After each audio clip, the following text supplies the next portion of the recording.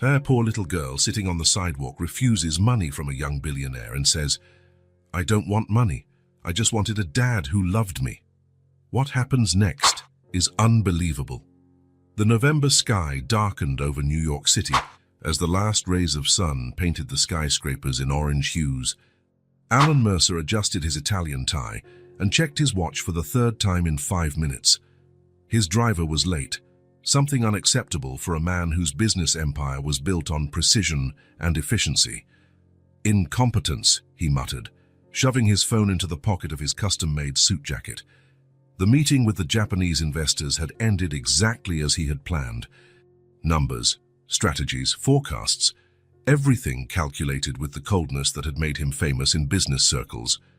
The Ice Emperor, they called him behind his back. Not that he cared. Feelings were never good for business. The street was almost deserted at that hour. The employees from the neighboring offices had already left, leaving only the cold wind that rushed between the tall buildings. Alan took a deep breath, feeling the frigid air fill his lungs. His empire was worth every second of dedication. 52 floors above, the Mercer Enterprises sign glowed against the night sky, a beacon of his success. It was then that he noticed a movement on the opposite sidewalk. Something small, almost imperceptible if not for the contrast with the empty street. A child, a little girl with brown hair, tousled by the wind, sitting alone in the middle of the city that never sleeps. Alan frowned. The little girl looked no older than 5. She wore a faded blue dress under a coat far too thin for the cold. Her small fingers gripped a worn-out teddy bear tightly, as if that toy were the only real thing in her world. There was something unsettling in the way she just sat there, not crying or asking for help, as if she had accepted her loneliness, but his eyes kept drifting back to the small figure. The girl wasn't crying, she wasn't screaming.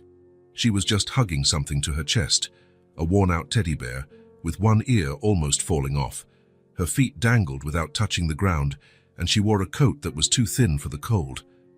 There was a strange dignity in her silence, something that seemed out of place in someone so young. Her eyes, even from a distance, seemed to observe the world with an understanding beyond her years. She didn't look lost, exactly. She looked abandoned, as if she were waiting for someone who would never come. The scene bothered him more than it should have. Children were not part of his world. He had no children, never wanted them. His ex-wife, Caroline, had made it clear that this was one of the reasons their 5-year marriage had come to an end. "You don't know how to love anything but your numbers," she had said the day she left, taking only her clothes and leaving behind a silence he never managed to fill. Alan crossed the street before he could think better of it. His Italian shoes echoed on the concrete, creating a steady rhythm he used to organize his thoughts. 1 step, 2 steps. Maybe he would just ask if she was lost, maybe call the police, solve the situation and move on with his life. The girl looked up as he approached. She must have been about 5, maybe 6. Her eyes were large and a shade of green that seemed to absorb all the remaining light of the day. Delicate freckles dotted her small nose, and her brown hair fell in messy waves around a face that looked like an unfinished painting. Beautiful, but with traces of something missing. There was no fear in her eyes when Alan stopped in front of her. Just a calm curiosity, as if she were studying a strange phenomenon. "Are you lost?" he finally asked, his voice rougher than he intended. The little girl didn't answer, just squeezed the bear tighter against her chest. Alan sighed, annoyed with himself for getting involved. He took his wallet from the inner pocket of his jacket and pulled out a few bills. Money solved problems. That was one of the few absolute truths in his world. Throughout his entire life, Alan had never encountered a situation that couldn't be resolved with the right amount of cash. People, problems, obstacles, everything had its price. It was simple, it was practical. "Here," he said, holding out the $100 bills, "to buy yourself something to eat. This should solve your problem." It was then that it happened. The girl lifted her face, and Alan saw that her eyes were welling up, not with ordinary fear or sadness, but with a loneliness so profound it seemed ancient for someone so young. "I don't want money," she said, her voice small but firm. There was a melody in her speech, a slight accent Alan couldn't place. "I just wanted a dad who loved me." The words came out with a devastating simplicity, as if she were merely stating a fact of the world.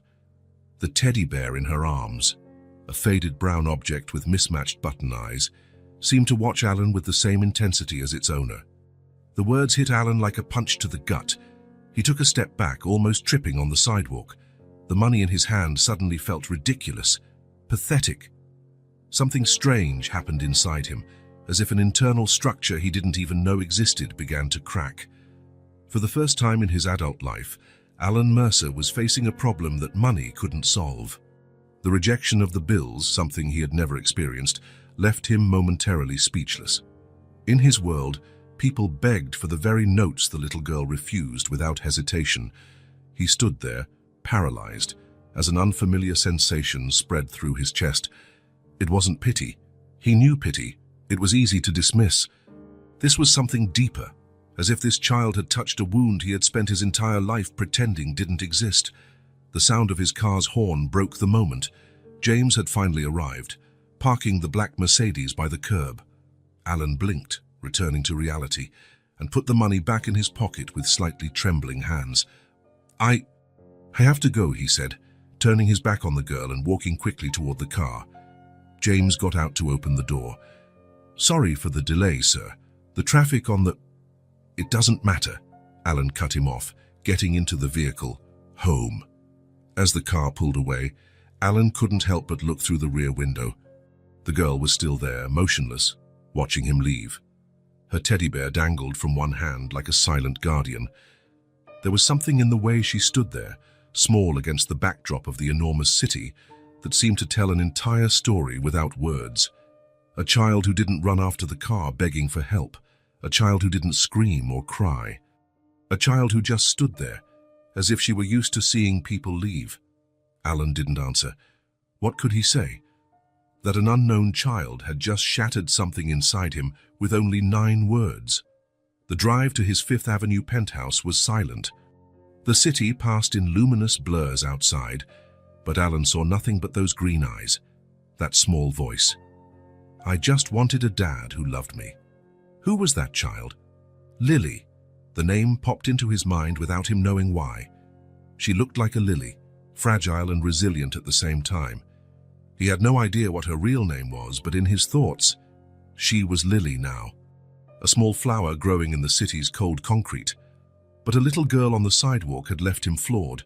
The penthouse apartment greeted him with its usual silence, spacious, elegant, impeccably decorated by a renowned designer Caroline had hired years ago.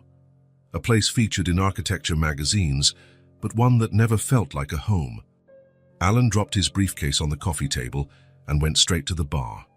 The whiskey burned his throat but didn't wash away the image of the girl. He loosened his tie and walked to the panoramic window. Down below, the city pulsed with millions of lights, each one representing a life, a story. And somewhere in that ocean of lights, there was a little girl with a tattered teddy bear. His cell phone rang. It was David Peterson, his chief financial officer, probably wanting to discuss the reaction of the Japanese investors. Alan ignored the call and poured himself more whiskey. Work had always been his refuge, his only constant. But tonight, for the first time in years, the numbers felt empty. He sat at his desk and opened his laptop, determined to focus on something familiar. There were emails to answer, reports to review, decisions to make. The world didn't stop because of a strange encounter with a child. The letters on the screen, however, blurred before his eyes. How could a girl so young be alone? Why was no one looking for her? Was anyone waiting for her? The questions piled up in his mind, pushing away any possibility of concentration. He slammed the laptop shut. The silence of the apartment seemed more oppressive than ever. He remembered Caroline saying years ago that she wanted to fill this place with the laughter of children. He had dismissed the idea as an inconvenience. Children were noisy, unpredictable, demanded constant attention. They didn't fit into his meticulously organized life. And now, ironically, a child he didn't even know was occupying all his thoughts. When he finally went to bed, sleep wouldn't come. Alan tossed and turned, replaying the scene in his mind. I just wanted a dad who loved me. The phrase echoed like a mantra, like an accusation. Why that specific girl? He had seen needy children before, had donated millions to charities. He had never gotten personally involved. He had always maintained the safe distance that money provided. But there was something in her eyes, something familiar. The truth hit him like a cold wave at 3 in the morning. Those eyes, he recognized them because he saw the same eyes every morning in the mirror, eyes that carried the weight of an old loneliness, a pain that money couldn't touch. Alan got up and walked to the bathroom, staring at his reflection in the mirror. Fair 42-year-old man, graying at the temples, with expression lines marking a face that rarely smiled. What had that girl seen in him? Why hadn't she been afraid when he approached?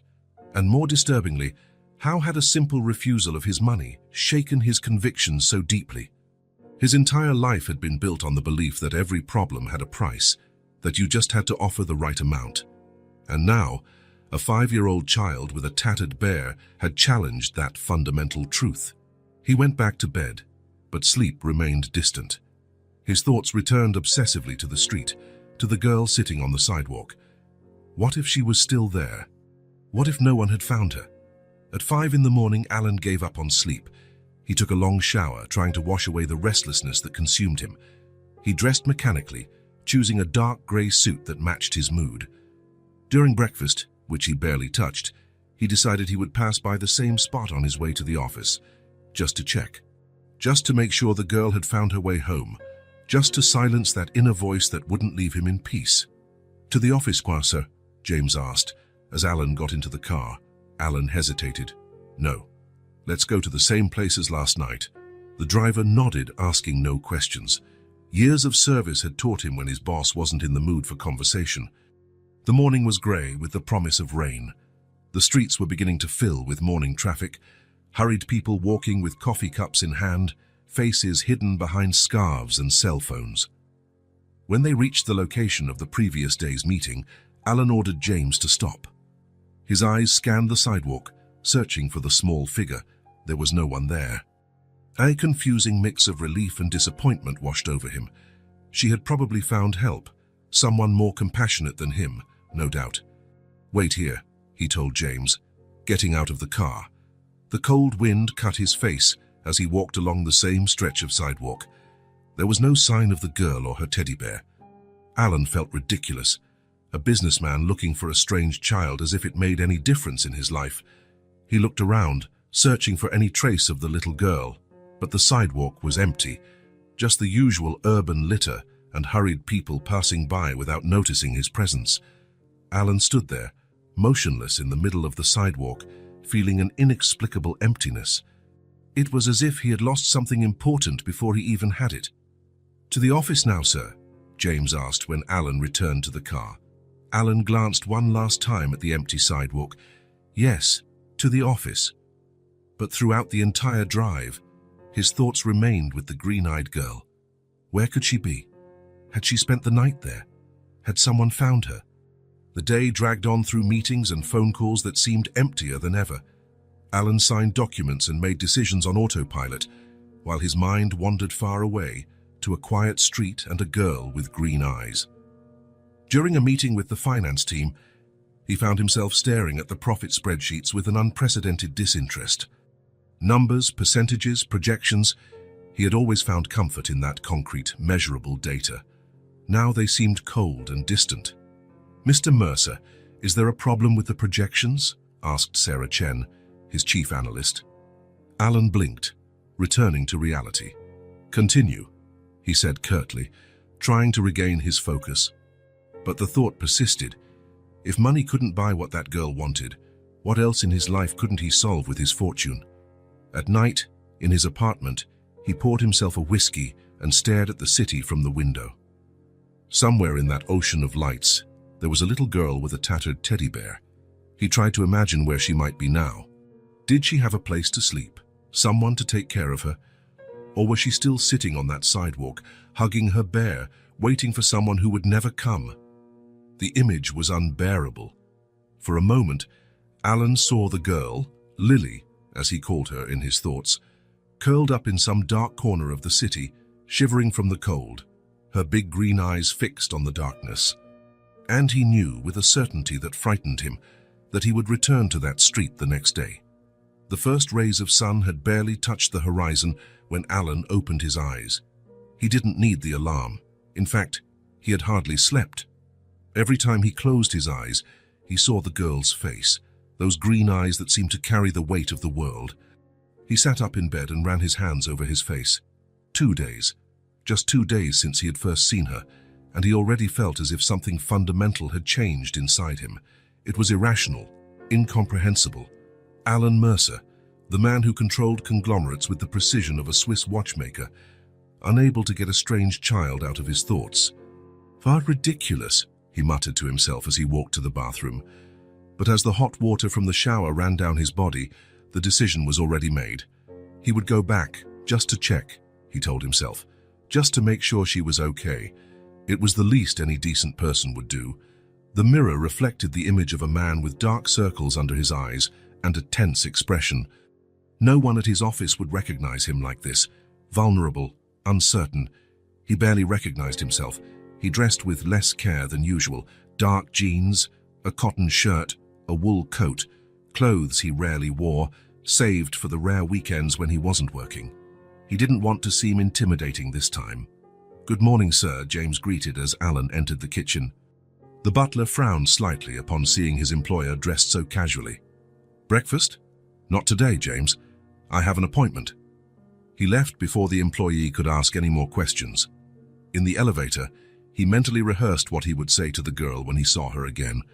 Ask about her family, offer to help find a relative. All the options seemed inadequate, insufficient. The doorman of the building also looked surprised at his clothes, but limited himself to wishing him a good day as Alan hurried past.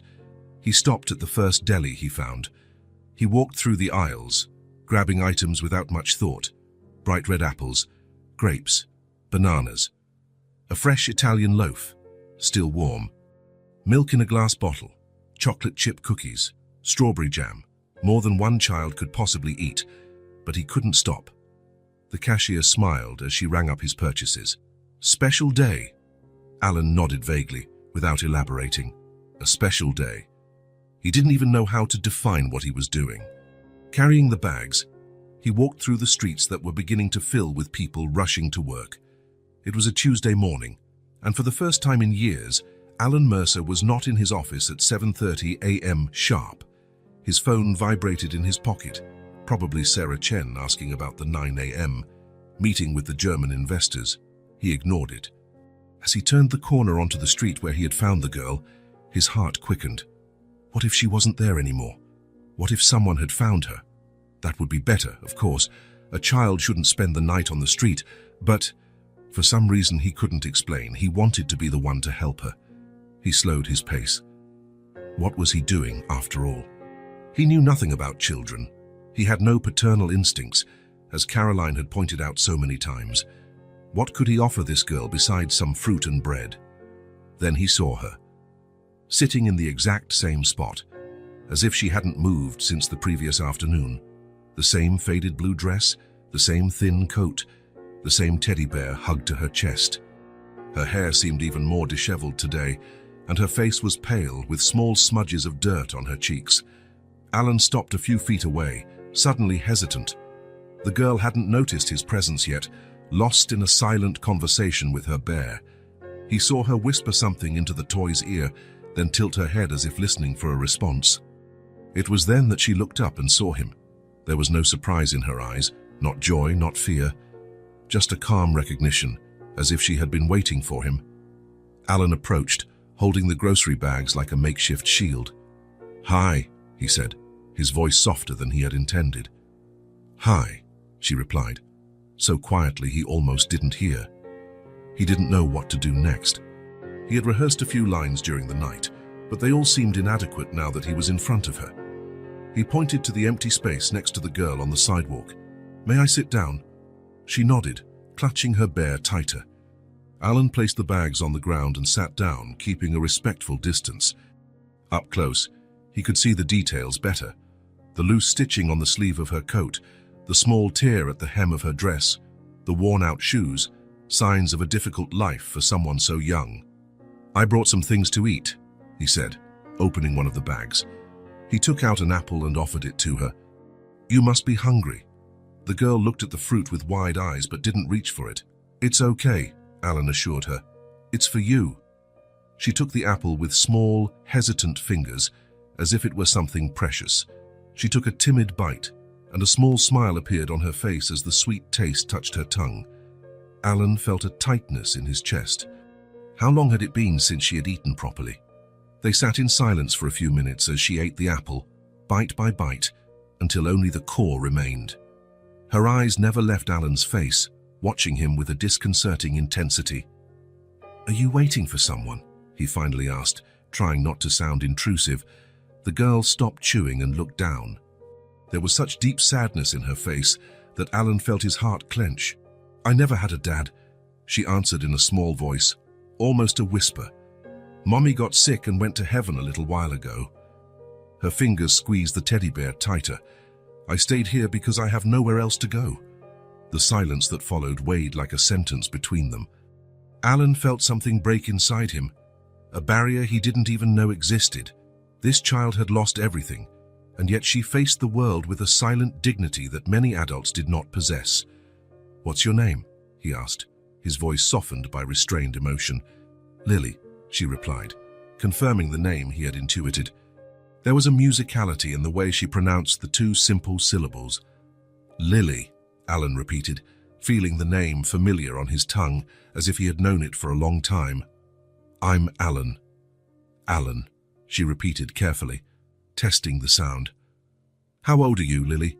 She held up 5 small fingers, saying nothing. "And your friend?" Alan pointed to the bear. A shy smile appeared on the girl's lips. "This is Mr. Brown, he's 7. 7? That's very old for a bear." "He belonged to my mommy when she was little," Lily explained, her eyes suddenly older than her 5 years. "Now he takes care of me." Alan looked around. The cold sidewalk, the indifferent passers-by, the sky threatening rain. A 5-year-old child couldn't stay here. But what could he do? Call social services and then, what, go back to his life as if nothing had happened? The idea caused an unexpected anguish. "Where did you sleep last night, Lily?" he asked, though he suspected the answer. She pointed to a gap between 2 buildings, a narrow opening protected by a small makeshift roof. "Mr. Brown doesn't like noise, so we stay there, it's quieter." Alan closed his eyes for a moment, trying to control the wave of emotion that washed over him. A 5-year-old child sleeping in an alley. A child who worried about the comfort of her teddy bear while facing complete abandonment. "Lily," he said finally, opening another bag, "do you like bread?" "I brought some warm bread." Her eyes lit up, and Alan felt a sharp pang in his chest. How could something so simple bring so much joy to someone who had lost so much? He broke the bread and offered her a piece, which she accepted with the same solemn gratitude as before. As she ate, Alan watched the people passing by. No one stopped. No one asked why a child was sitting alone on the sidewalk for days. The world went on its course, indifferent to small tragedies. "Do you have any family, Lily? Any uncles, aunts, grandparents?" She shook her head. "It was just Mommy and Mr. Brown."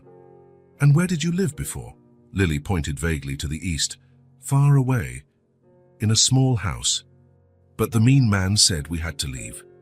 Alan understood. Eviction. Probably after the mother's death, when the rent stopped being paid. "How long have you been here, on this sidewalk?" Lily shrugged. "Many days. First, I waited for Mommy to come back, but Mr. Brown said she's not coming back from heaven." The simplicity of the sentence hid an unimaginable pain. Alan felt his eyes burn and looked away, pretending to watch the traffic. A group of executives walked past them, smartphones in hand, talking loudly about stocks and mergers, the world Alan had inhabited until 2 days ago. None of them seemed to notice the child on the sidewalk or the man beside her, just as he wouldn't have noticed before. The revelation hit him hard. Before seeing Lily, how many other children like her had he ignored? How many people in need had become invisible to him, mere shadows on the periphery of his busy, comfortable existence? Lily finished the bread and looked at Alan with attentive eyes.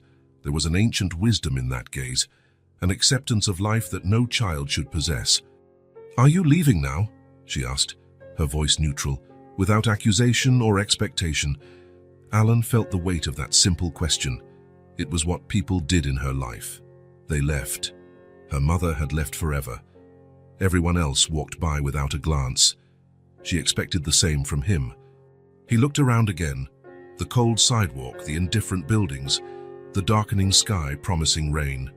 He felt the cold wind cut his face and imagined what it would be like for a small child to spend another night out here.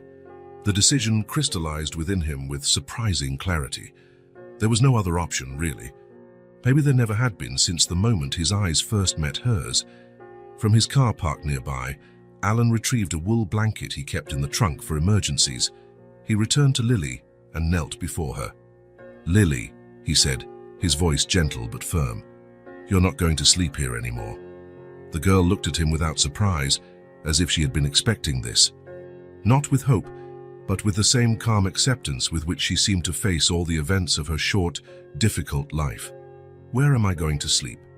"In a warm bed, with blankets and pillows," he replied, gently wrapping her in the wool blanket. "Mr. Brown, too." She clutched the bear to her chest. "He might get scared in new places. We'll take care of him too, don't worry." Alan held out his hand, hoping she would take it. Lily looked at the outstretched hand, then at his face, as if searching for something in his eyes. Whatever she saw seemed to satisfy her. She placed her small hand in his, the trust in that simple gesture, nearly demolishing the defenses Alan had built for so long. He picked her up, surprised at how light she was, as if she weighed nothing, as if she could be carried away by the wind at any moment. He wrapped her carefully in the blanket, making sure the bear was secure in her arms. Lily said nothing as he carried her to the car, just watched his face with those attentive green eyes. There was no fear, no resistance, just a silent acceptance that broke Alan's heart. James got out of the car and opened the back door, his eyes widening at the sight of the child in his employer's arms, but years of professional discretion kept him from making any comment.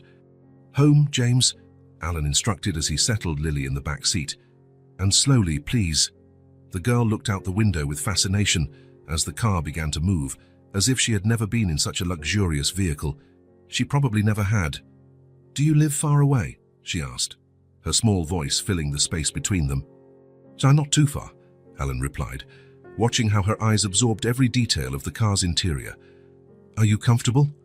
She nodded, clutching Mr. Brown to her chest. "He says yes, too."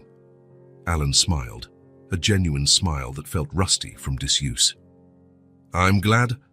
The phone vibrated again in his pocket. Once again, he ignored it. The business world would have to wait.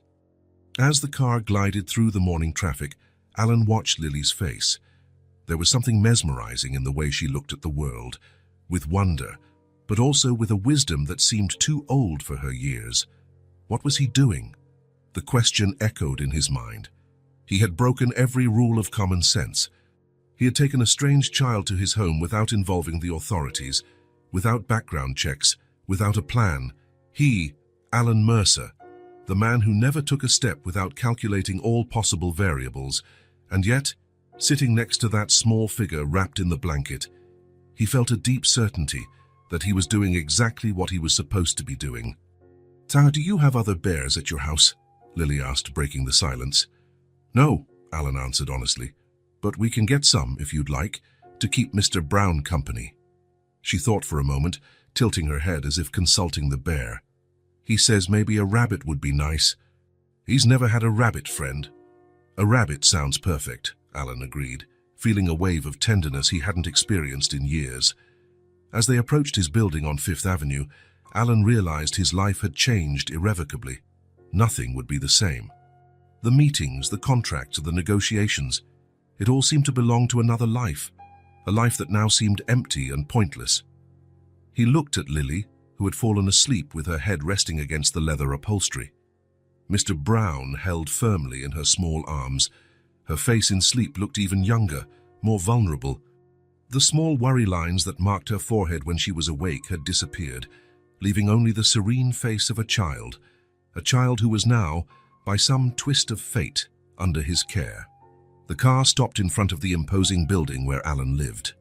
James got out to open the door, but Alan gestured for him to wait. He didn't want to wake Lily just yet. For a moment, He just watched her sleep, feeling an emotion he couldn't name. It was as if something that had been dormant inside him for a long time was finally awakening, something he had suppressed and denied his entire adult life. Careful not to disturb her, Alan picked her up in his arms. She barely stirred, exhausted after what had likely been days of irregular and insufficient sleep. "Sir," James began, clearly wanting to ask about the unusual situation, but holding back. "It's all right, James," Alan assured him, his voice soft so as not to wake Lily. "Please prepare the guest room, with extra blankets, and see if we have anything a child can eat for lunch."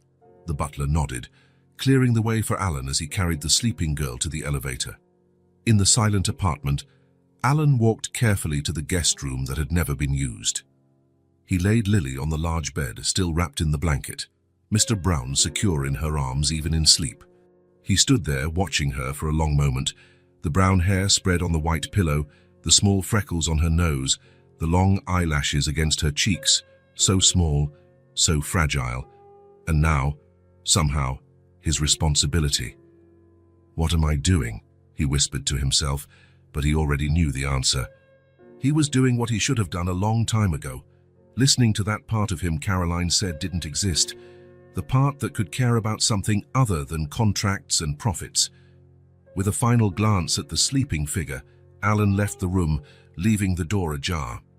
He had calls to make, arrangements to plan, but for now, all that mattered was that Lily was safe, warm, and would no longer have to sleep on the cold sidewalk. The rest, they would figure out together. The elevator ascended silently to the top floor of the elegant Fifth Avenue building. When the doors opened, Alan stepped out carrying Lily in his arms, still wrapped in the blanket. She had woken up during the ride and was now observing everything with wide eyes, clutching Mr. Brown as if he were her shield. "This is my home," Alan said softly, setting her down carefully. Lily took 2 hesitant steps and stopped, clearly intimidated by the grandeur of the apartment. Her green eyes scanned the spacious rooms, the sophisticated furniture, the works of art on the walls. The penthouse, which Alan had always considered merely functional, now seemed excessively large and cold through her eyes. "It's very big," Lily whispered, as if afraid her voice might break something. "Oh yes, I suppose it is," he agreed, realizing for the first time how impersonal the place was, designed to impress, not to welcome. Lily followed him with cautious steps as he showed her the living room, the kitchen, and finally the hallway leading to the bedrooms.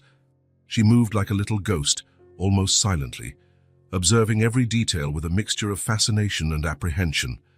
"You must be hungry," Alan commented, suddenly aware that he had little experience with children. "What did they eat? What did they like?" Lily just shrugged, still hugging Mr. Brown tightly. "Let's get you a place to sleep first, and then we can get something to eat," he decided. He led her to the guest room, a spacious room that had never been used. The king-size bed seemed absurdly large for such a small child. Alan quickly improvised, placing extra pillows to make the space less intimidating and spreading soft blankets over the formal comforter. He turned on the lamp on the nightstand, giving the room a soft, welcoming glow. He partially opened the curtains, revealing the city's night view, an ocean of lights stretching as far as the eye could see. "This is where you'll sleep," he explained. "So what do you think?" Lily entered the room timidly, her eyes scanning every detail as if she couldn't believe what she was seeing. She hesitantly touched the soft bedspread, then looked at Alan with genuine surprise. "Is this all for me?" The question, asked with such innocence, hit Alan like a physical blow. How many things did he take for granted that seemed like unbelievable luxuries to this child? "Yes," he replied, his voice a bit hoarse. "All for you, and for Mr. Brown too, of course." Lily hugged the bear tighter, and for the first time since he had met her, Alan saw a small smile form on her lips. He then realized she was trembling slightly, still dressed in clothes inadequate for the cold. He adjusted the thermostat to raise the temperature and improvised with what he had. A clean t-shirt served as a nightgown, completely swallowing her small body. After a warm bath and a simple meal of soup that he managed to prepare, Lily could barely keep her eyes open. Alan helped her into the large bed, tucking her in carefully with the blankets. "If you need anything during the night, just call me," he instructed, pointing to his own room across the hall. "I'll be right there." Lily nodded sleepily. Mr. Brown held firmly against her chest. "Good night, Lily." "Good night, Alan," she murmured, already nearly asleep. "Good night, Mr. Brown." Alan left the lamp on at its dimmest setting and slipped out quietly, leaving the door ajar. In his own room, he lay in bed, physically and emotionally exhausted, but sleep wouldn't come. His mind was buzzing with questions and worries. What was he doing? He knew nothing about children. He had never wanted them. And now he had an orphan girl sleeping in the room next door. Should he contact social services in the morning? It was the correct legal procedure. But the thought of turning Lily over to the system made his stomach churn. An hour passed, then 2. Alan finally got up and, moved by an impulse he couldn't explain, walked silently to Lily's room. He opened the door carefully and peeked inside. She was sleeping soundly, with Mr. Brown still in her arms. Her face seemed even younger in sleep. The small worry lines that marked her forehead when awake now softened. Alan entered and sat in the armchair near the bed, watching the gentle rhythm of her breathing. And so he remained, like a silent guardian, watching over her sleep through the early morning hours. Occasionally, Lily would stir or murmur something incomprehensible, and he would lean forward, attentive, ready for what? He didn't know exactly. He just felt he needed to be there.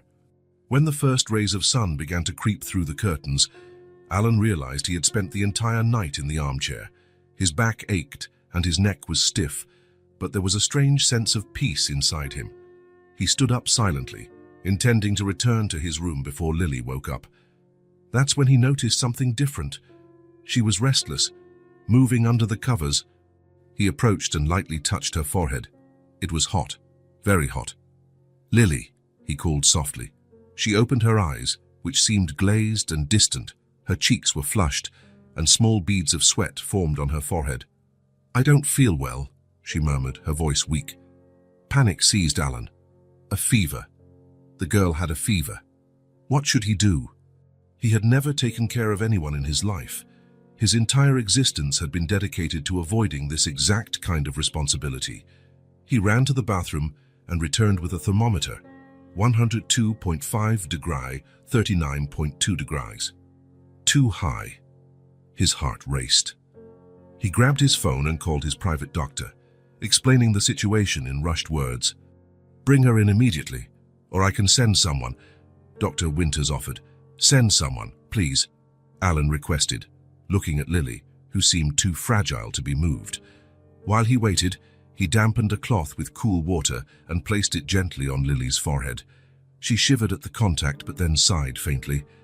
"Is this okay?" he asked, uncertainly. She nodded, her eyes half closed. "Mummy used to do this," she murmured. The mention of her mother made Alan swallow hard. How could he possibly replace the maternal care she had lost? The doctor arrived in record time. He examined Lily with gentle, efficient gestures, listening to her heart and lungs, checking her throat and ears. A mild infection, he finally diagnosed, likely a result of exposure to the cold and a weakened immune system. Nothing serious, but we need to treat it properly. Relief washed over Alan like a physical wave. What should I do? The doctor prescribed antibiotics and fever reducers, giving instructions on dosages and schedules. Keep her hydrated, continue with the cool compresses and lots of rest. If the fever doesn't break in 24 hours, call me. After the doctor left, Alan organized the medications and returned to Lily's side. The day passed slowly as he changed the compresses, offered water in small sips, and administered the medicine at precise times. He cancelled all his meetings, something he had never done before, and remained by her side, watching every small change in her condition. The hours dragged on. Lily alternated between periods of restless sleep and brief moments of consciousness, when she would look at Alan with eyes clouded by fever. "You're still here," she murmured once, clearly surprised. "Of course I am," he replied, adjusting the blanket around her. "I'm not going anywhere." In the late afternoon, the fever began to subside. Alan could feel the difference when he touched her forehead, still warm, but not burning like before. Her cheeks were less red and her breathing seemed calmer. As the sun began to set, Lily opened her eyes completely for the first time that day. Her gaze was clearer, more present. "Alan, I'm here," he answered, leaning in so she could see him better. Lily reached out a small hand and placed it on his. "Thank you for not leaving me alone," she whispered. Something inside Alan broke with those simple words. A lump formed in his throat, and for a moment he couldn't respond. He just covered her small hand with his. "Never," he finally promised, his voice hoarse with emotion. "I will never leave you alone, Lily." She smiled, a weak but real smile, before her eyes began to close again. This time, however, it wasn't the restless sleep of fever, but the peaceful rest of recovery. When she woke up a few hours later, Lily was visibly better. She managed to eat a little soup and even asked for more water on her own. "Do you want me to tell you a story?" Alan asked, noticing how she was fighting sleep. Lily nodded, her eyes lighting up. "Mr. Brown wants one too," she added, hugging the bear. Alan hesitated. He didn't have any children's books at home. He'd never needed them. His personal library consisted only of economics volumes, biographies of great businessmen, and a few classics he'd bought more to impress visitors than to read. "Let me think of a story," he said, searching his memory. He vaguely remembered tales his mother used to tell him when he was little, before everything in his life changed. He cleared his throat and began, "Once upon a time, there were 3 bears who lived in a house in the forest." He improvised the story of Goldilocks, changing his voice for each character. To his surprise, the words came naturally, as if they had been stored away somewhere for a long time. Lily laughed at his portrayal of Papa Bear, a crystal-clear sound that Alan realized he had never heard from her before. When he finished, she asked for another. Alan smiled and began the story of Little Red Riding Hood, then the 3 little pigs. He told stories until his voice grew hoarse, until her eyes began to close, until Mr. Brown slipped from her arms, relaxed by sleep. He adjusted the blanket around her, gently placed the bear back in her arms, and checked her temperature one last time. Almost normal. He turned off the tablet and dimmed the lamp, but he didn't leave the room. He sat down again in the armchair, preparing for another night of vigil. But this time, watching Lily's serene face, he didn't feel the weight of duty or worry. He felt something different, something he had forgotten what it was like. He felt needed, not for his money or his power, but simply for being there, for being the person who wouldn't leave her alone. And for the first time in many years, Alan Mercer fell asleep with a smile on his lips. Spring arrived in the city, bringing a breath of new life. 2 weeks had passed since Lily had entered Alan's life, transforming his once silent apartment into a home. The girl's recovery had been quick after that first night of fever, and gradually, a routine began to establish itself between them. On that Sunday morning, the sun streamed generously through the large windows of the apartment. Alan was making pancakes in the kitchen, a newfound skill that, to his surprise, wasn't as difficult as he had imagined.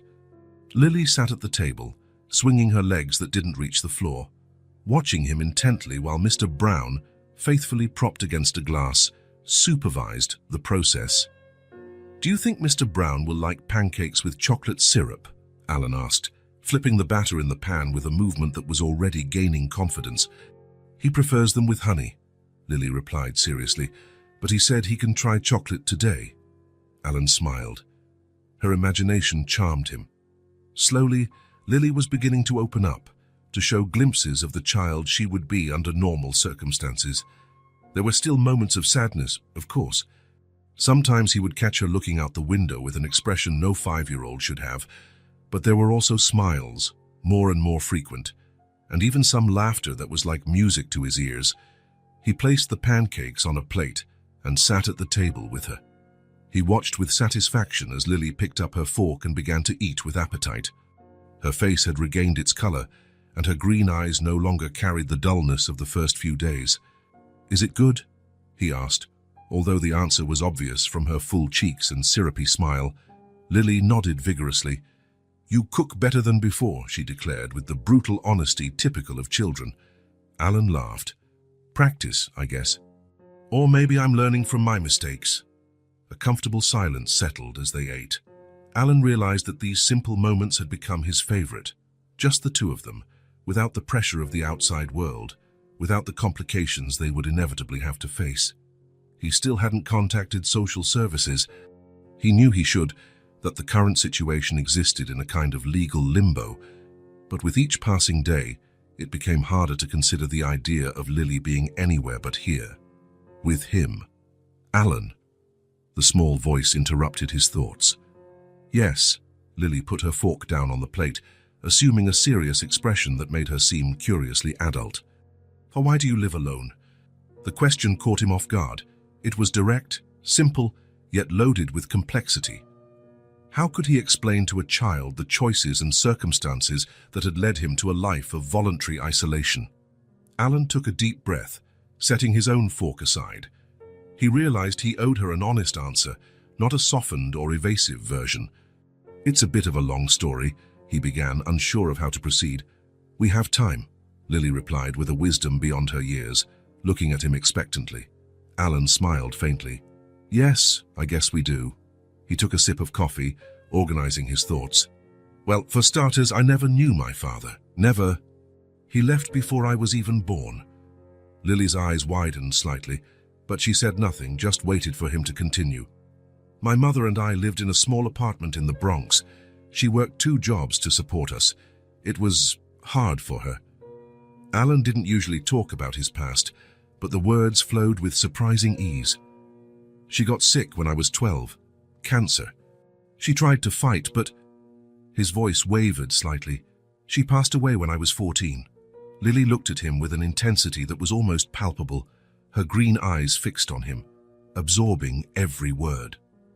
"I went to live with my aunt after that. She wasn't a bad person, but she had her own problems, her own kids. I was an extra burden, I think. So I studied hard, got scholarships. I worked hard to build my own life." Alan paused, realizing he was telling more than he had initially planned. But there was something liberating in sharing these truths with Lily, perhaps because she, in some way, understood loss in a way many adults couldn't. "When I grew up, I had a few relationships, some important people. There was a woman, Caroline, and whom I almost married, but I guess I never really knew how to make things work, how to really let someone in." "Did she leave?" Lily asked quietly. Alan nodded. "Yes, she wanted children, a family. I was too focused on work, on my career. I couldn't imagine myself as a father." The irony was not lost on him. After her, there were other people, but nothing that lasted. Over time, I think I got used to being alone. It was simpler, less complicated. Lily lowered her head, absorbing everything he had said. Her small fingers played with the edge of the placemat. When she finally looked up, there was an understanding in her eyes that pierced Alan like an arrow. "I think you were lonely just like me," she murmured. 5 simple words, yet they held a truth so profound that Alan felt a lump in his throat. In his business, he was known for his insight, for seeing connections others missed. But it took a 5-year-old child to see the fundamental truth of his existence, that his entire adult life had been an elaborate defense against the abandonment he had felt in childhood. He couldn't respond with words. He just nodded, looking into her eyes. A moment of silent understanding stretched between them, 2 lonely souls who, by some whim of fate, had found each other. It was Lily who broke the silence, picking up Mr. Brown and hugging him. "I think Mr. Brown really liked the pancakes," she said, changing the subject with the naturalness only children possess. Alan smiled, grateful for the cue. "I'm glad he enjoyed them." The rest of the day passed quietly. They watched an animated movie that Alan had downloaded, his first experience with children's entertainment since his own childhood.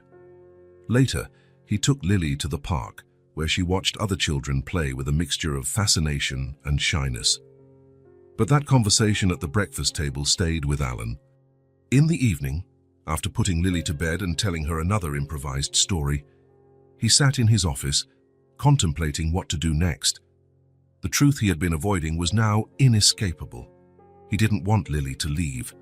He couldn't imagine his apartment without her, his days without the sound of her small footsteps, her curious questions, her presence that somehow made everything more alive, more meaningful. The next morning, he made a decision. If Lily was going to stay, and in his heart, he already knew that's what he wanted, he needed to make changes. The guest room, functional but austere, was no place for a child to grow up.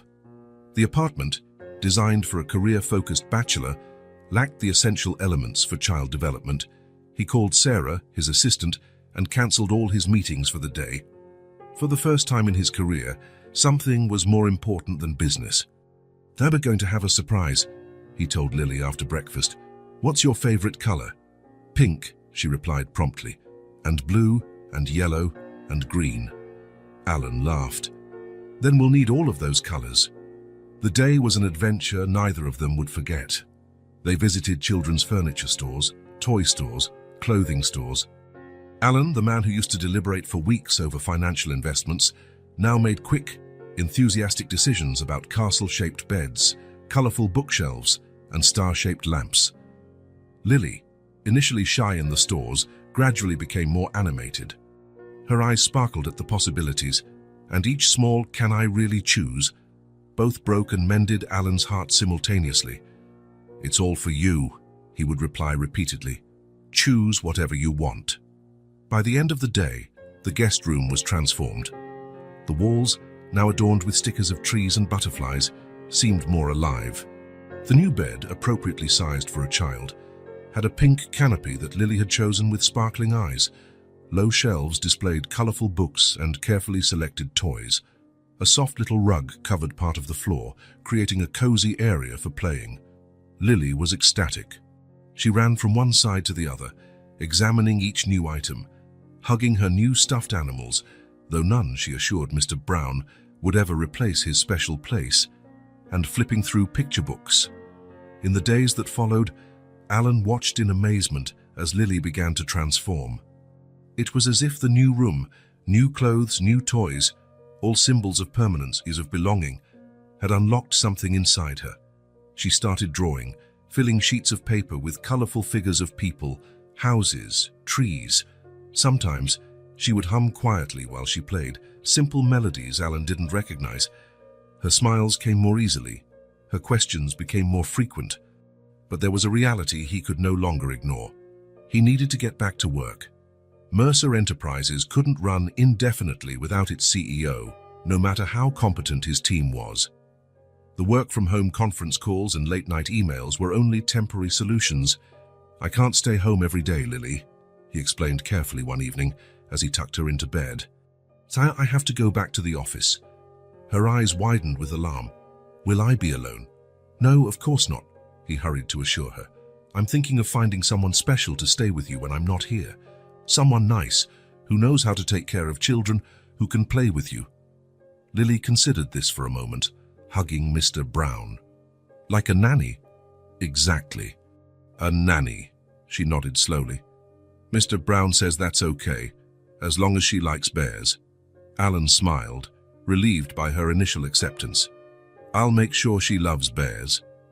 Finding the right person was no easy task. Alan personally interviewed each candidate with a rigor that surpassed even his interviews for high-level executives. The chosen one, Eleanor Dawson, was a middle-aged woman with decades of experience and impeccable references. She had a kind smile and a calm demeanor that seemed to please Lily immediately, especially when she passed the Mr. Brown test, treating the worn-out bear with the respect he obviously deserved. Still, when the first day came that he had to leave Lily, Alan felt an anxiety he had never experienced before. In the elevator on his way down to the ground floor, he almost pushed the button to go back several times. At the office, he couldn't concentrate. His mind constantly wandered back to the apartment, wondering what Lily was doing, if she was sad, if she felt he had abandoned her. He called home 3 times before lunch, to Eleanor's poorly concealed amusement. "She's fine, Mr. Mercer," the nanny assured him on the 3rd call. "Right now, she's drawing a very interesting picture that I believe is you dressed as a superhero."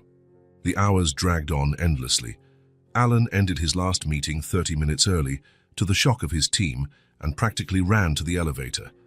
When the door to his apartment opened, he was greeted by a sound he had never heard before: Lily's pure, joyful laughter coming from the living room.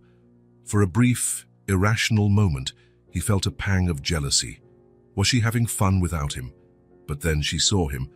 "Alan," she shouted, and the sound of her small feet running down the hallway dispelled any insecurity.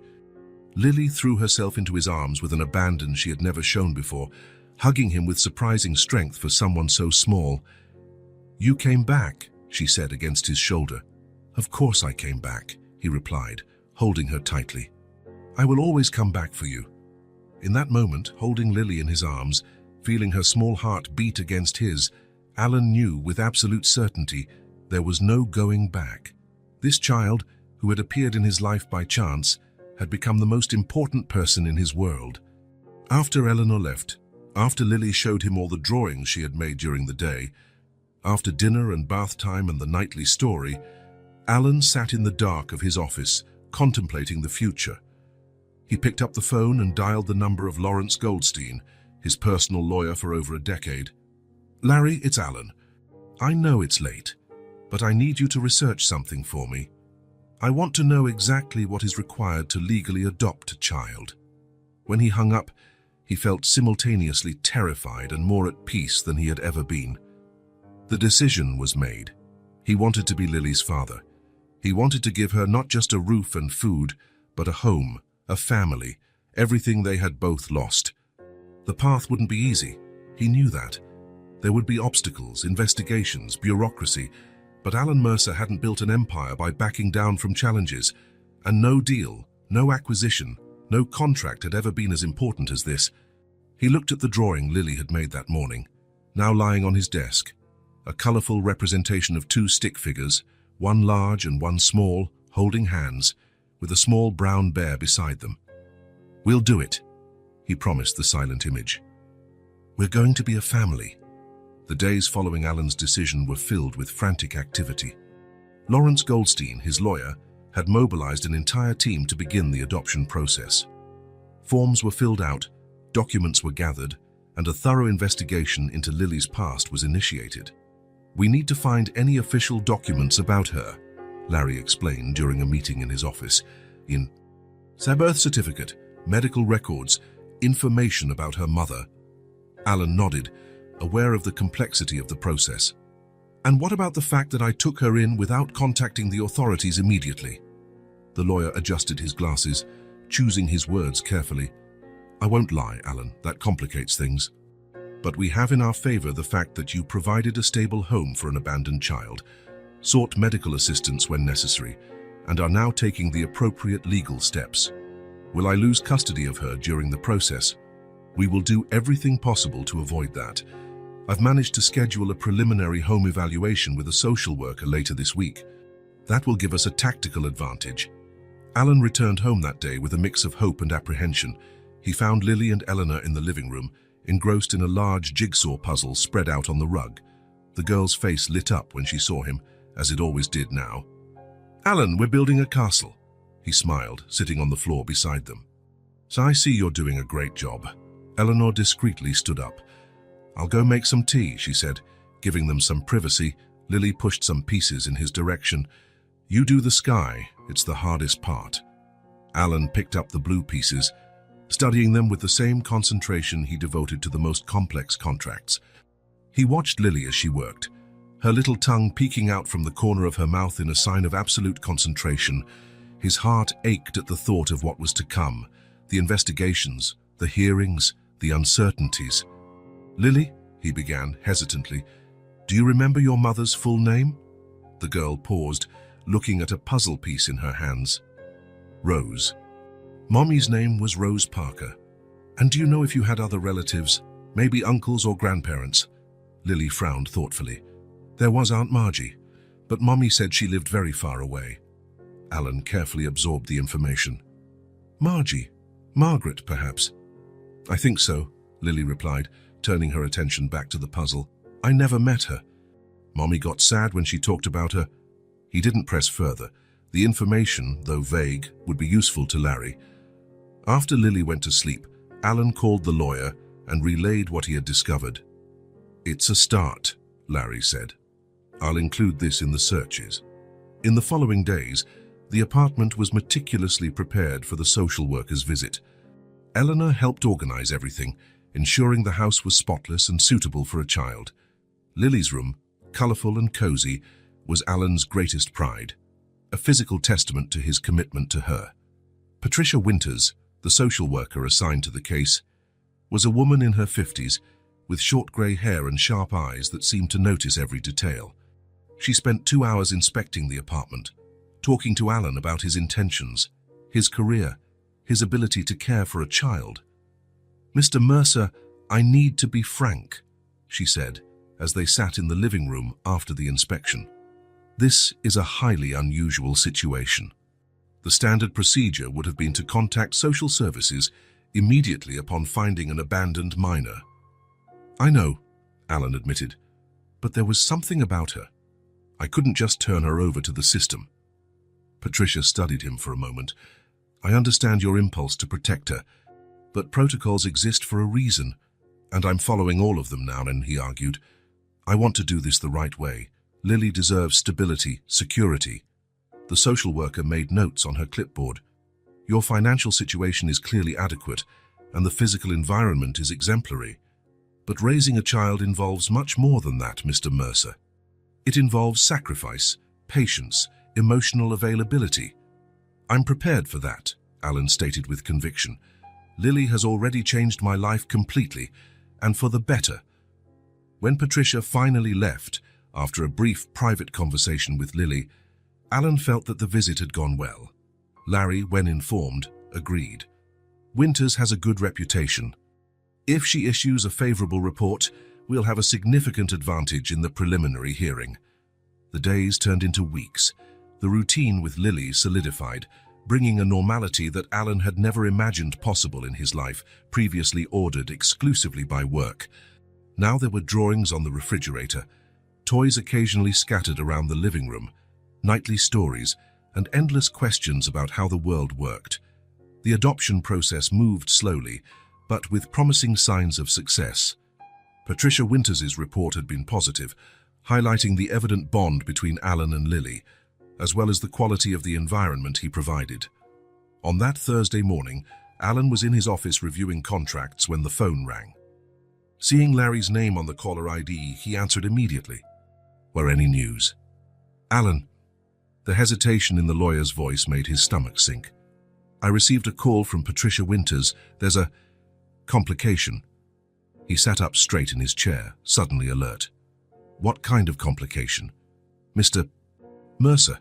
Patricia's voice came on the line, indicating a conference call. "Someone has come forward claiming to be a close relative of Lily's mother." The words hit Alan like a physical blow. His hand gripped the phone so tightly, his knuckles turned white. "What relative?" he managed to ask, his voice strangely calm despite the storm brewing inside him. "A sister of the mother, Margaret Parker. She has presented documentation proving the relationship and has expressed interest in taking custody of her niece, Margaret, Aunt Margie." The person Lily had mentioned, whom she had never met. Alan's world seemed to crumble in slow motion. And what kind of person is she? Where has she been all this time while Lily was abandoned on the street?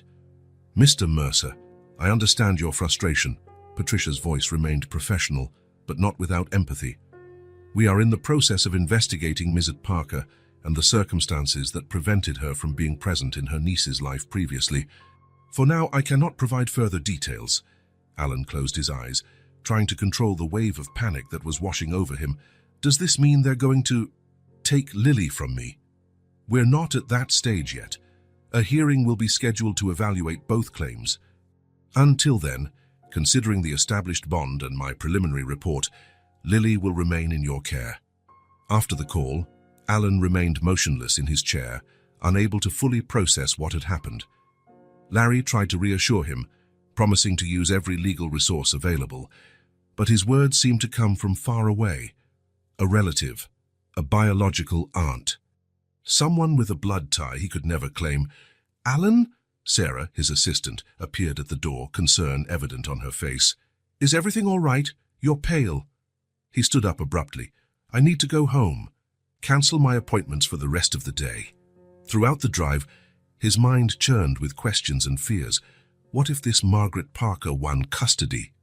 What if she took Lily far away? What if all the moments, all the stories, all the shared smiles were just a temporary interlude in their lives? The apartment was quiet when he arrived. Eleanor had taken Lily to the park, enjoying the sunny day.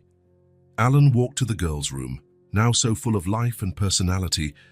The mural of drawings on the wall, the colorful books on the shelf, Mr. Brown sitting in his place of honor on the bed, every detail was a reminder of how much she had become an essential part of his existence.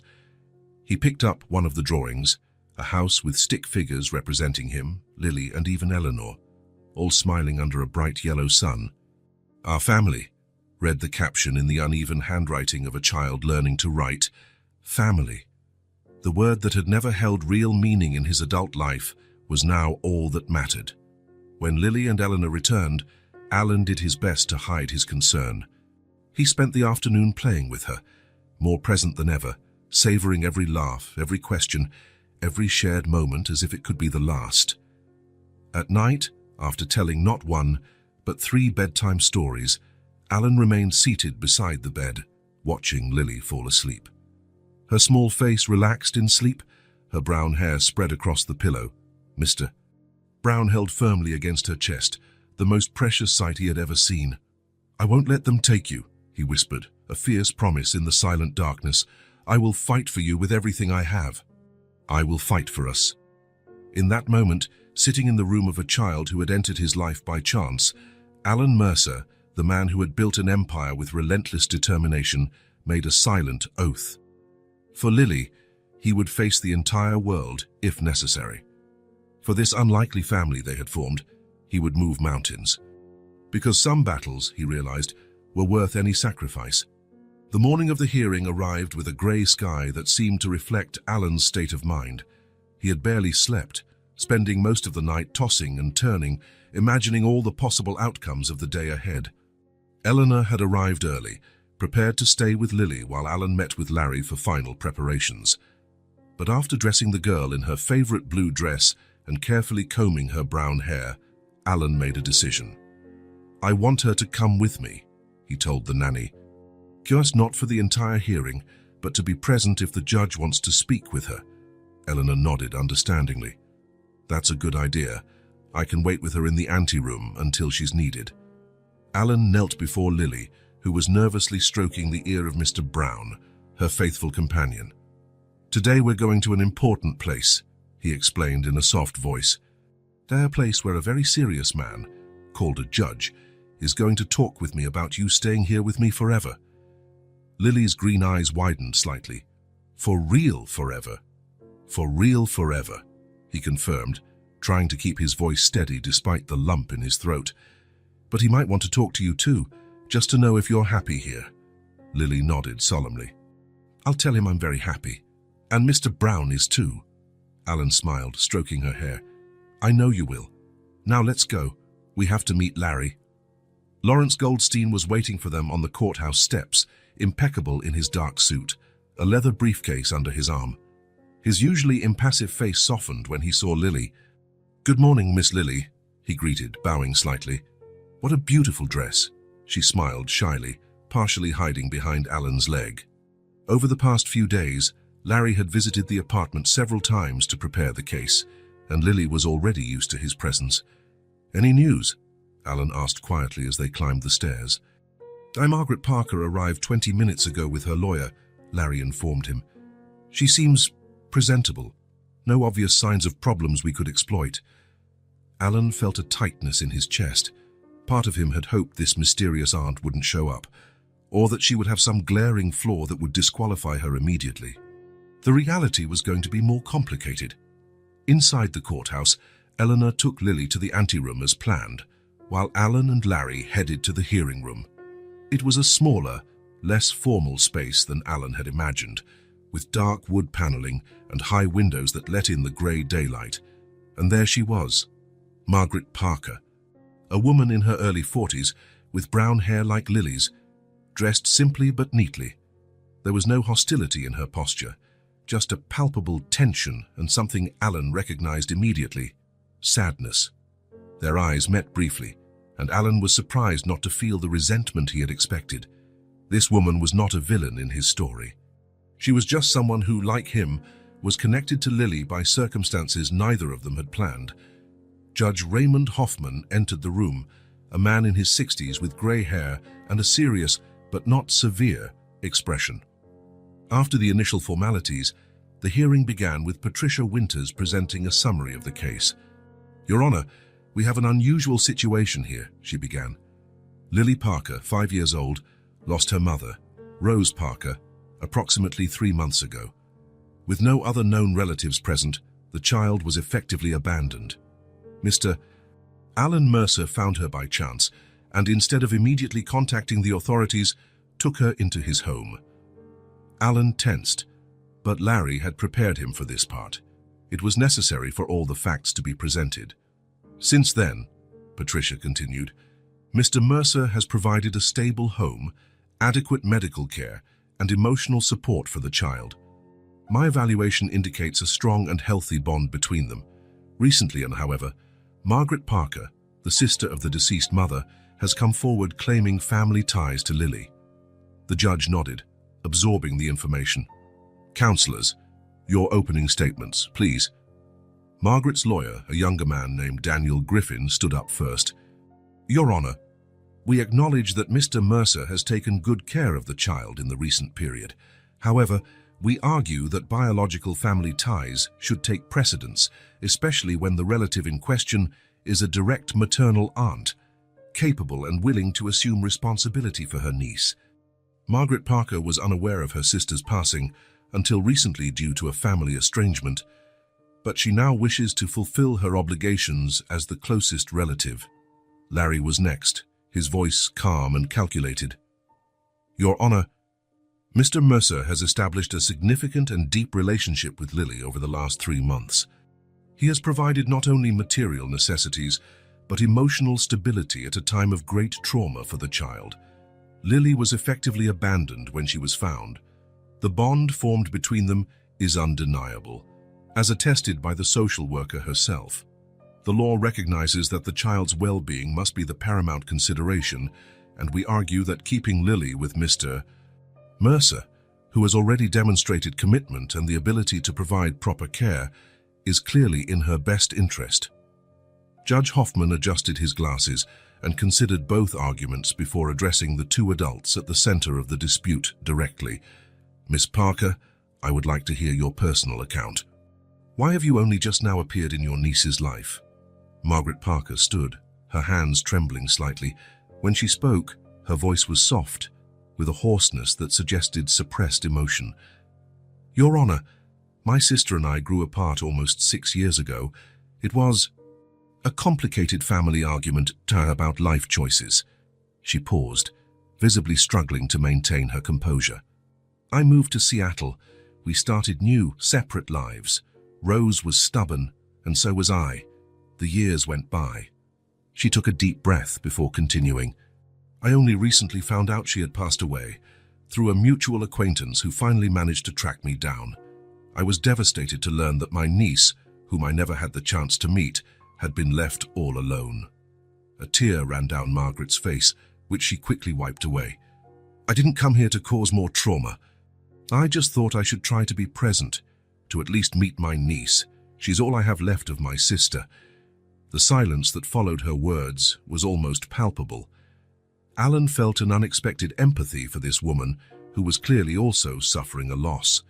Once again, their eyes met, and this time there was a mutual recognition of shared pain. "Mr. Mercer," the judge turned to him, "I would like to hear your words as well."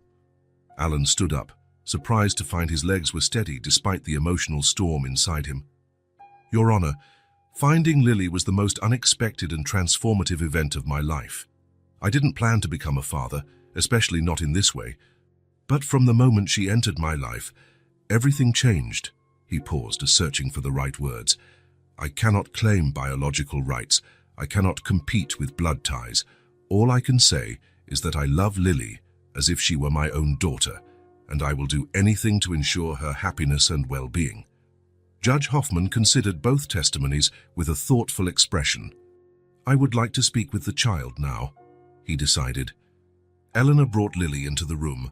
The girl seemed smaller than ever in the formal setting, clutching Mr. Brown to her chest as she looked around with wide eyes. When she saw Alan, she moved instinctively toward him, but Eleanor gently guided her to the chair in front of the judge. "Hello, Lily," Judge Hoffman said, his voice remarkably softer. "My name is Raymond. Do you know why you're here today?" Lily nodded, her green eyes fixed on the man in the black robe. "To find out if I can stay with Alan forever." "That's right," the judge confirmed with a small smile. "Are you happy living with Mr. Mercer?" "Yes," she answered without hesitation. "He tells stories and makes pancakes on Sundays and never yells, even when I spill juice on the carpet." A murmur of soft laughter rippled through the room, momentarily easing the tension. The judge then gently gestured toward Margaret. "Lily, this lady is your mother's sister. She is your aunt. Do you remember your mother ever talking about her?" Lily looked at Margaret for the first time, studying her with that peculiar intensity children sometimes have.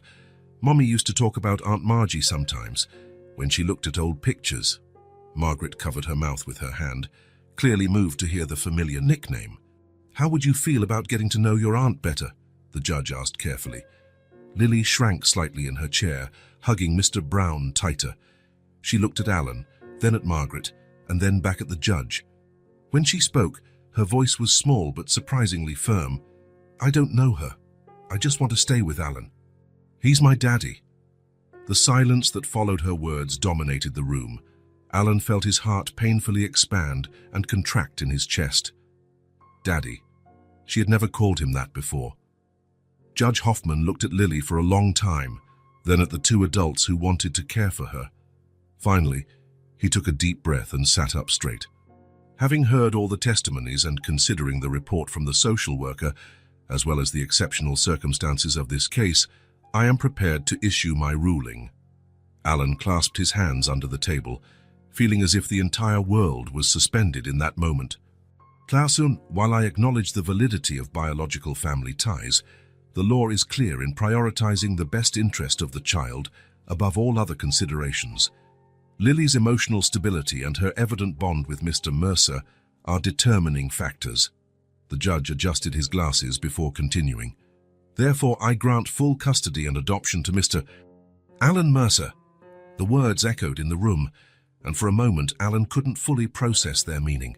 It was Lily's sudden movement that brought him back to reality. She jumped from her chair and ran towards him, throwing herself into his arms with surprising force.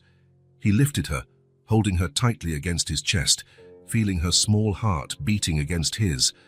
Tears he couldn't control streamed down his face. "I love you, Daddy," Lily whispered in his ear, the simple words containing an entire universe of meaning. Alan closed his eyes, feeling the weight and lightness of that moment in equal measure. When he responded, his voice was choked with emotion. "I love you too, my daughter." Over Lily's shoulder, his eyes met Margaret's.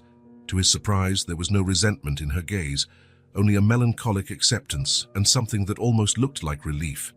In that silent look, something was communicated between them, an understanding, perhaps even the beginning of a truce. Judge Hoffman banged his gavel, officially ending the hearing, but Alan barely heard it. In that moment, holding his daughter legally, officially, finally his daughter, the rest of the world had momentarily disappeared. The journey that had begun on a cold sidewalk with an unexpected question had reached its destination. Two lonely people had found each other, forming a family neither of them had planned, but which both now knew was absolutely right. The doorbell rang on a Sunday afternoon, 2 weeks after the hearing. Alan opened the door to find Margaret Parker holding a small package wrapped in colorful paper. "Thank you for letting me visit," she said, her voice still hesitant. Margaret's call 3 days after the hearing had surprised Alan. She had timidly asked if she could get to know her niece better. After some reflection, he decided it was the right thing to do. Lily deserved to know her roots. "Welcome," he replied, inviting her in. Lily watched from the living room, partially hidden behind the sofa, Mr. Brown held firmly against her chest. Margaret knelt, bringing herself to the girl's level. "Hello, Lily, I brought you something." She held out the gift. "Your mother and I had one just like it when we were little." With a nod of approval from Alan, Lily approached and opened the package, revealing a small photo album with a floral fabric cover. "These are pictures of your mom," Margaret explained. "So as when she was a child, a teenager, and some of her as an adult too. I thought you'd like to have them." Lily's eyes widened as she saw a girl who looked very much like her smiling in an old photograph. "Is that Mommy?" "Yes," Margaret confirmed, her voice thick with emotion. She was 7 there. "Almost your age." "Look, Daddy!" Lily held up the album, showing a photo of 2 young girls hugging. "It's Mommy and Aunt Margie." The name came out so naturally it surprised everyone in the room. A small smile formed on Margaret's lips, the first one Alan had seen since he met her. That first visit lasted only an hour, but it opened the door for many more. On the following weekends, Margaret returned, each time bringing little stories and memories of Rose's life that helped Lily build a more complete picture of her mother. To Alan's surprise, he felt no jealousy about these connections. He watched with gratitude as his daughter gained not only precious memories, but also an extension of family that he could never provide alone. "You're a rare man, Alan Mercer," Margaret commented once as they watched Lily feed the ducks in Central Park. "Many in your place would have closed the door." Alan shook his head. "Lily deserves to know her roots, and you are an important part of them." As the weeks went by, a comfortable routine was established. Margaret would visit on Sundays, sometimes taking Lily for short outings, other times spending the afternoon at the apartment, telling stories about the Parker family. Lily began to refer to her regularly as Aunt Margie, and would occasionally call to show her a new drawing or tell her about her day at school. Margaret's presence brought an additional dimension to Lily's life, a sense of continuity and belonging that complemented, rather than competed with, the home Alan had created. He now understood that love was not a limited resource that needed to be rationed, but something that grew the more it was shared. On a summer afternoon, Alan transformed the apartment's terrace into a small green oasis. Sitting in the shade, he watched Lily play, spreading colorful drawings everywhere, her latest passion. The sun lit up her brown hair, creating a golden halo around her as she chatted animatedly with Mr. Brown about her artistic creations. Her laughter, clear and crystal, echoed in the air. Alan closed his eyes for a moment, absorbing the sound that had become the most important music in his life. "Daddy, look, I drew the 3 of us." Lily ran to him, holding a colorful piece of paper. On it, 3 stick figures, a large one wearing a tie, a small one in a blue dress, and a medium-sized one with brown hair, were holding hands under a smiling sun. "You, me, and Aunt Margie at the park." "It's beautiful, sweetheart," he replied, feeling that familiar wave of emotion. "Can I give it to her on Sunday?" "Of course you can. I'm sure she'll love it." Lily smiled, satisfied, and ran back to her drawing table, already planning her next masterpiece. Alan watched her for a long moment, feeling a deep peace he had never known before. The corporate empire he had built, the successful negotiations, the accumulated millions. None of it had brought him a tenth of the happiness he felt now, simply watching his daughter draw on the terrace of his apartment. The man who believed he didn't know how to love had finally discovered that love was not a skill to be mastered or a strategy to be implemented. Love was born from simple gestures, pancakes on Sundays, bedtime stories, bandages on scraped knees, applause for imperfect drawings, and above all, love came from the courage to stay, to choose day after day, to be present, to push through fears, doubts and uncertainties, and still remain. On the cold sidewalk where he had first found Lily, Alan Mercer had found not only an abandoned child, but also the part of himself he had left behind long ago, the capacity to connect,